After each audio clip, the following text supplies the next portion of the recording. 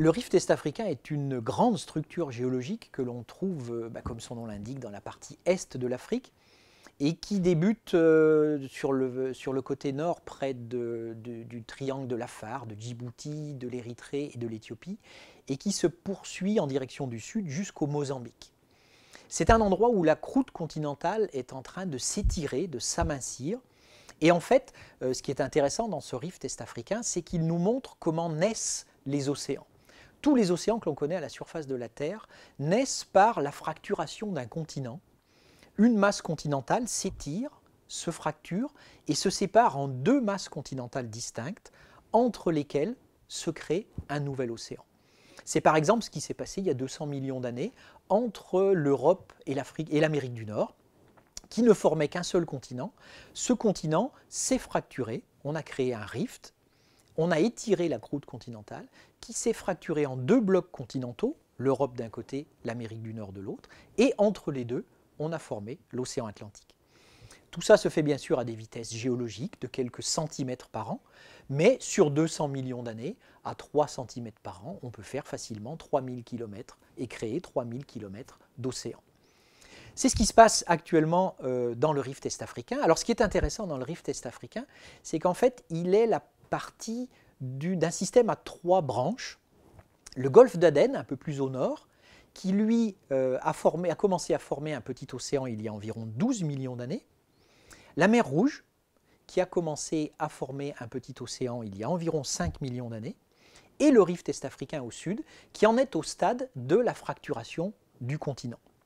Si on va dans la partie la plus nord du rift est-africain, dans la dépression de l'Afar, ce qu'on appelle la région d'Anakil, à la frontière entre l'Éthiopie et l'Érythrée, on a l'endroit où la croûte continentale est la plus amincie.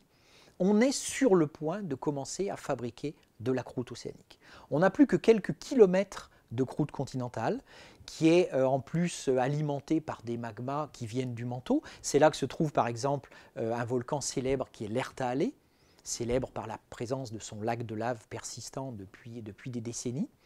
Et c'est vraiment un endroit où bientôt, c'est-à-dire à l'échelle géologique dans quelques millions d'années, va se mettre en place une nouvelle croûte océanique et on va commencer à former un mini-océan dans cette dépression de l'Afar. Alors est-ce que toute la partie est de l'Afrique va se détacher de l'Afrique pour former un nouvel océan? Eh bien la réponse est sans doute non. Il est difficile de prévoir comment va évoluer le mouvement des plaques dans le futur, mais toute la plaque Afrique se déplace actuellement en direction du nord-est et ce déplacement va être bloqué parce que la plaque Afrique va rencontrer et est déjà en train de rencontrer le continent eurasiatique.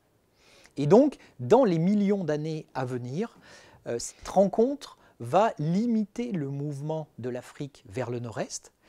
Et en fait, les petits océans qui se sont formés récemment, le golfe d'Aden, la mer Rouge, vont se refermer, ne vont jamais devenir de grands océans tels que l'océan Atlantique. La mer Rouge va se fermer, le golfe d'Aden va se fermer, et le rift est-africain ne va pas pouvoir évoluer sous la forme d'un océan. Il va à peine commencer à s'océaniser dans la partie nord vers l'Érythrée et l'Éthiopie pour être refermé immédiatement et reformer un grand continent lorsque l'Afrique va se lier de nouveau au continent eurasiatique.